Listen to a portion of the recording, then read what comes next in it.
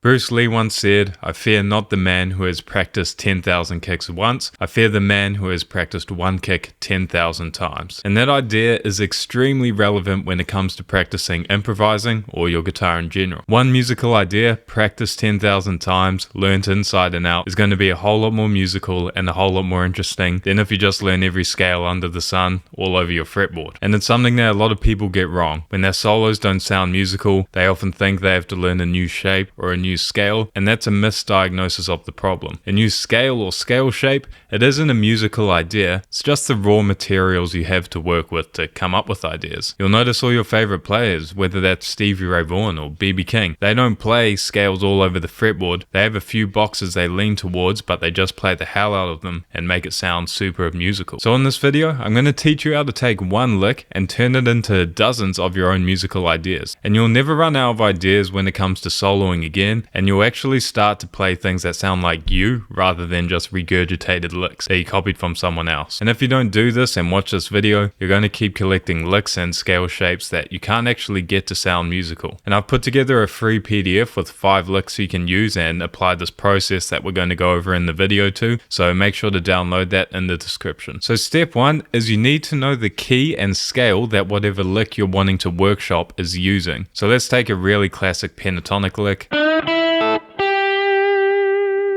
So when I've learned that, I would want to check which scale and which key that fits into, and this lick in particular, I can tell, is in box 1 of the pentatonic scale in the key of A minor. So that's step 1, make sure you know what scale, shape, and key you're in. So in step 2, we're going to change the last note. And the way we're going to do that is, now that I know that this lick is built in box 1 of the pentatonic scale in A, I know which notes are going to fit with that lick, and so these will be my options to change the last note from. And check out how much it changes the flavor. So the original lick,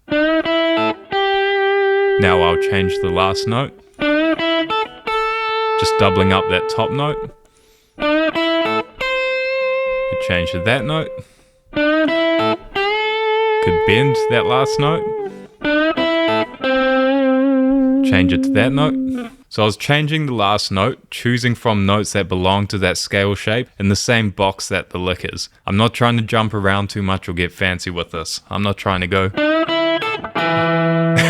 Alright, sounds real dumb. So try keep it to notes that are close by the original ending note or the rest of the notes in the lick. So that's step 2, change the last note of the lick. It will give you a completely different vibe. So step 3 is we're going to experiment with different rhythms. So I'll hold different notes longer within the phrase. Maybe I'll make some shorter. I'll just mess around with it a bit. So that in combination with step 2 of changing the last note is going to give me so many different musical ideas.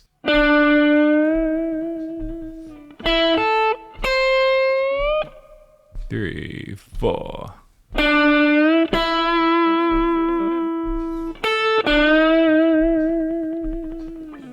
So already, we've taken the original musical idea, but come up with a lot of variations just by those 2 steps. So step 4 is where it gets interesting. We're going to add notes, we're going to remove notes if we want, or even take the same lick idea and reposition it in different places in the scale. I'm going to demonstrate this by recording a loop, and I'll play the original lick, and then I'll mess around with it a bit, and you'll see what's going on, and then I'll explain it more after.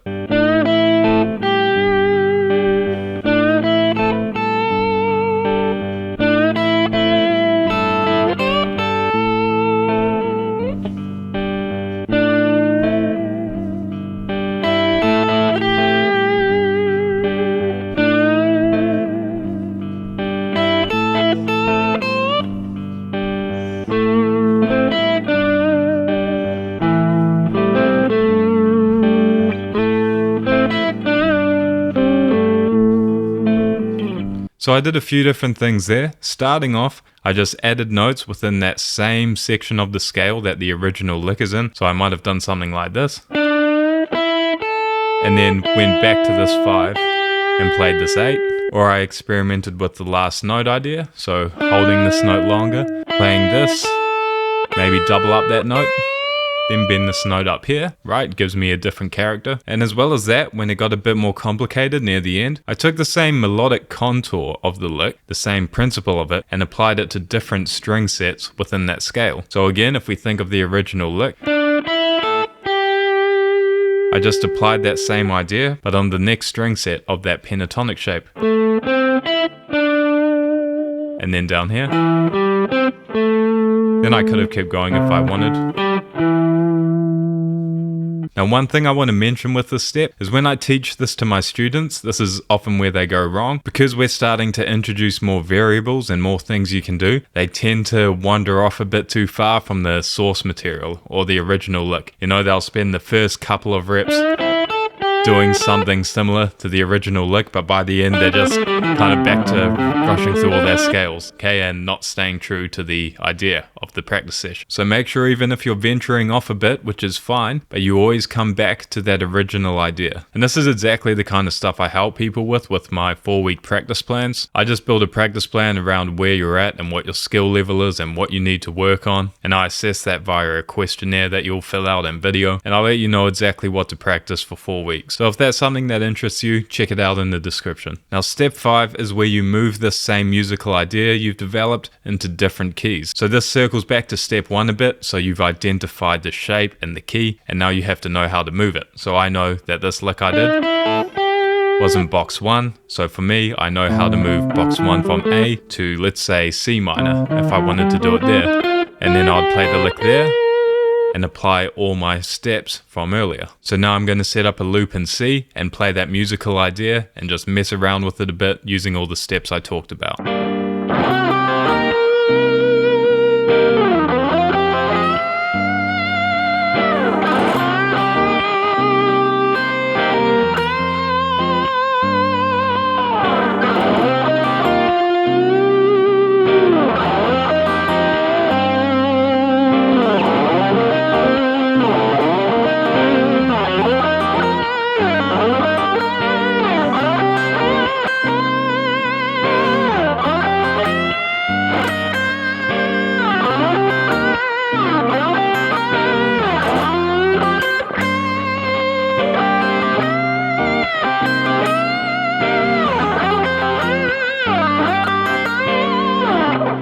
So hopefully you could hear in my playing just then how I took the original idea, just started messing with it a bit, taking it to different places, but I was still using notes within the scale and keeping the same musical motif. I didn't just start ripping through my pentatonic shapes aimlessly. So have a go at this and make sure to download the PDF in the description because it has 5 more licks that you can apply the same system to in practice, and by the end you'll have a whole idea or a whole repertoire of your own ideas. And to do this process, you really need a good idea of your pentatonic scales. So I do have a course, Pentatonic Zero to Hero, if you need help with that stuff. I'll put a link to that too in the description, but otherwise you should be okay. Now in this video we talked about a lick that uses the pentatonic scale, but what if I told you that there's one note you can add to your pentatonic scale to get a completely different mood and completely different flavor while still applying everything we talked about in this video? Well, I made a whole video on this special note I'm talking about and how to add it to your pentatonic scales over here, so it's definitely worth checking out, and I'll see you there.